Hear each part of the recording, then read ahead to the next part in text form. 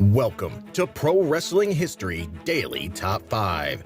I'm your host, the eclectic gentleman, Stephen Watts, and join me as I count down the top 5 moments for this day in pro wrestling history. But before we get started, don't forget to like, share, and subscribe. And without further ado, let's get our wrestling history on. Number 5, 1968. Dick Murdoch and Dusty Rhodes defeat Tommy and Terry Martin to win the NWA North American Tag Team titles in Kansas City, Kansas. Number 4, 1901. Tom Jenkins defeats Don McLeod to win the American Heavyweight title. Number 3, 1957. King Kong Bundy is born. A wrestler, an actor, and a stand-up comedian. He appeared in the WWF in the mid-80s and in the mid-90s, and wrestled in the main event of WrestleMania 2 in 1986, facing Hulk Hogan in a steel cage match for the WWF Heavyweight Championship.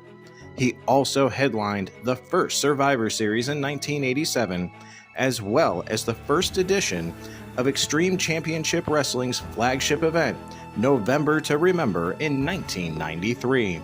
Number 2, 1957. Tony Schiavone is born. Having worked for Jim Crockett Promotions, the WWF, WCW, and MLW, as well as AEW, of course.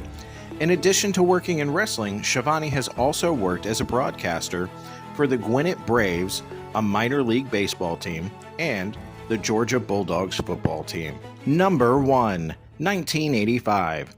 WWF's first full-fledged pay-per-view, The Wrestling Classic, was held at the Rosemont Horizon in Illinois.